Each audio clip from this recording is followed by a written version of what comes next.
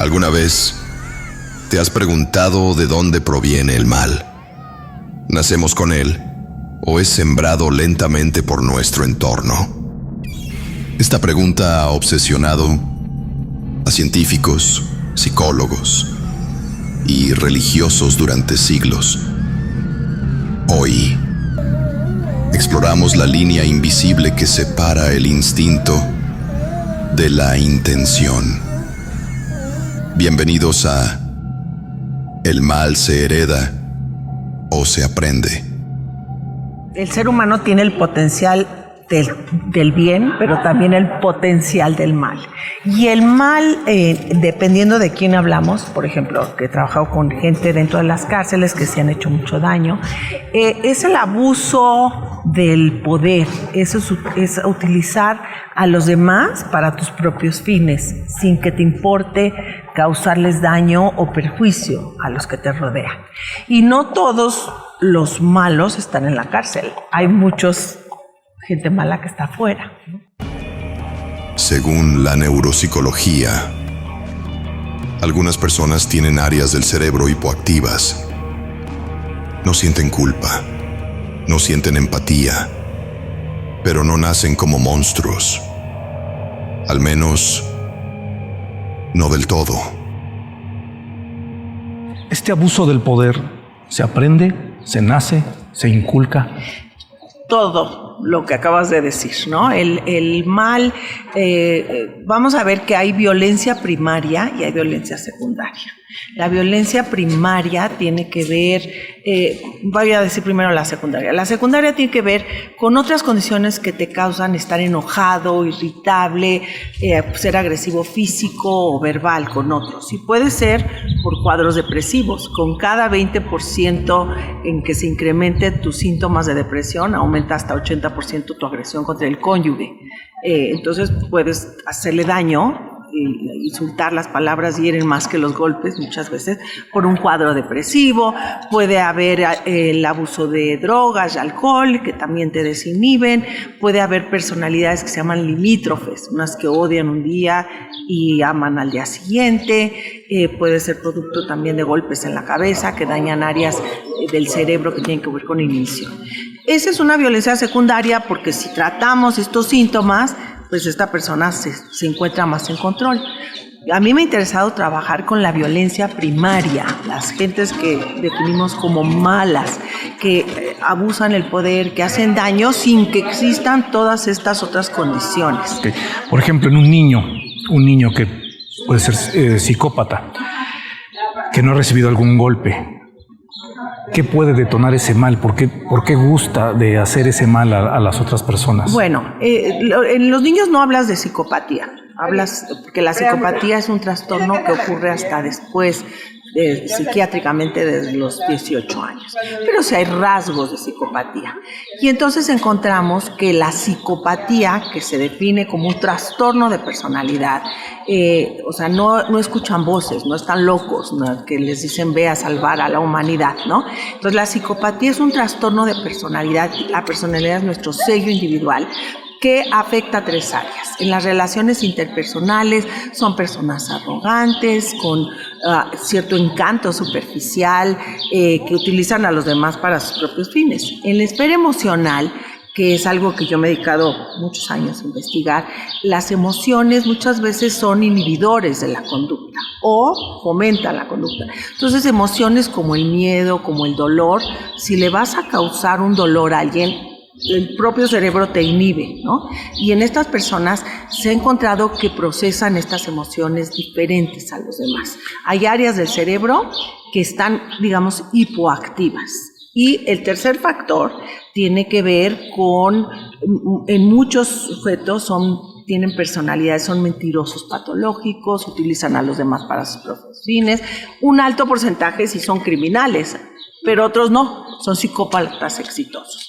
¿De dónde viene todo eso? Es una interacción entre el psicópata nace y se hace, ¿no?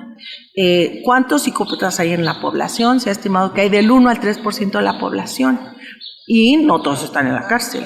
Hay un 25% de psicópatas en la cárcel, pero hay un 75% que son sociópatas, que esa es otra personalidad. O sea, quiere decir que todos los humanos tenemos algo de maldad y se puede desarrollar a un nivel... Creo que sí puede ser que tengas cierta maldad, pero no a esos grados, y no se va a desarrollar así solita. Tienes que tener una interacción de genes y de medio ambiente para que esto se dispare. O sea, que los genes sí se pueden heredar, se puede heredar esa maldad. Claro, pero no heredas genes del mal, eso no existe, ni genes de ser bueno. ¿Qué hacen los genes? Los genes producen enzimas que regulan cuánto neurotransmisor va a haber en el cerebro. El cerebro funciona con sustancias químicas, hay más de 50 sustancias químicas. Y estas sustancias químicas en el cerebro tiene que haber exacta cantidad. Si, por ejemplo, tienes mucha dopamina en el cerebro, generalmente tienes esquizofrenia. Hay una distorsión de pensamiento con asociaciones irrelevantes. Si tienes muy poquita dopamina, tienes Parkinson. Entonces el cerebro pues tiene que estar bien estos neurotransmisores. En el laboratorio podemos producir ratones asesinos, por ejemplo. Alteramos ciertos genes que tienen que ver con la producción de dopamina, serotonina, noradrenalina, que son reguladores de conducta muy importante, y empiezan a matar a todos sus amiguitos, ¿no? Todos sus compañeros. En el ser humano también existen esos genes, pero a diferencia de las ratas, se activan cuando hay historia de abuso físico o psicológico en la infancia. Entonces, tú puedes tener o no el gen, pero si tuviste una infancia en donde no fuiste maltratado, que el maltrato, te digo, las palabras hieren más que golpes muchas veces, los castigos inconsistentes o desmedidos, los estilos de crianza pueden disparar o protegerte, que aunque tengas el gen, te controles. Por eso creemos los psicólogos que el bien del todo no existe. Tenemos una parte muy bondadosa y tenemos otra parte muy mala.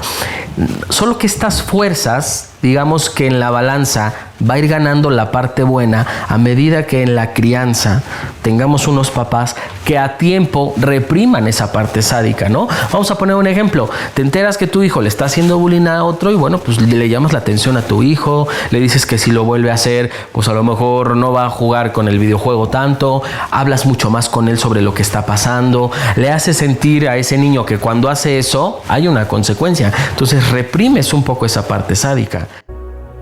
A través del arte, la escritura y el comportamiento, algunos niños revelan señales de alarma, pero muchas veces los adultos no quieren ver.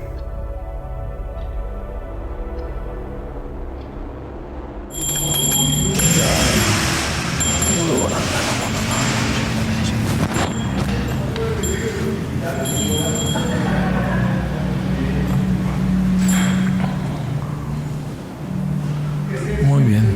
¿Sabe? Existe la ley del karma, la ley de causa y efecto, acción-reacción. Entonces Dios no es responsable del sufrimiento, de la felicidad de nadie, sino nosotros mismos estamos creando nuestra propia felicidad y sufrimiento con nuestras propias acciones. Entonces el resultado de nuestras actividades nos trae un resultado bueno o malo, ¿no? Si las personas se deciden por el resultado malo, Sí. ¿qué es lo que lo orilla a escoger ese resultado malo a estas personas? Su libre albedrío. Ese mismo estudiante de teología me preguntó, bueno, y si es así, ¿por qué Dios no obliga a la gente a portarse bien? Yo le dije, Él tiene ese poder, Él lo puede hacer, pero no quiere. ¿Por qué? Porque respeta nuestro libre albedrío. Él no quiere máquinas, robots que obedecen sin voluntad propia. No tiene sentido. Lo que nos diferencia de la materia inerte es que tenemos la voluntad, tenemos libre albedrío de actuar, ir un camino, ir por el otro. Eso es nuestra decisión. Podemos decir que el pecado se hereda en cuanto a dos cosas, el pecado original. El pecado original sería como la incapacidad de obtener la propia salvación con los propios métodos. Es decir, no es suficiente con que el ser humano sea bueno para alcanzar la salvación. Necesita de una iluminación de Dios para poderlo alcanzar, especialmente de una sabiduría, porque el hombre fácilmente puede equivocarse. En ese sentido, se hereda esta incapacidad. Y esto lo viene a solucionar Cristo. Y por otra parte, el pecado se hereda también en un ejemplo como este. Un padre alcohólico, el mal que él ocasiona, podría alguien decir, es solamente de él. No. Ese alcoholismo que él tiene puede hacer que sus hijos hereden una situación de vergüenza, de falta de autoestima, de sentimientos de impotencia que evidentemente le dañan.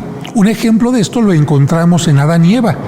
El mal que ellos ocasionan, el daño que ellos ocasionan, propicia que el hermano mayor asesine al hermano menor. Es decir, el pecado es como una piedra que cae en el lago, hace una ondita que va creciendo y creciendo y creciendo hasta llegar a la orilla.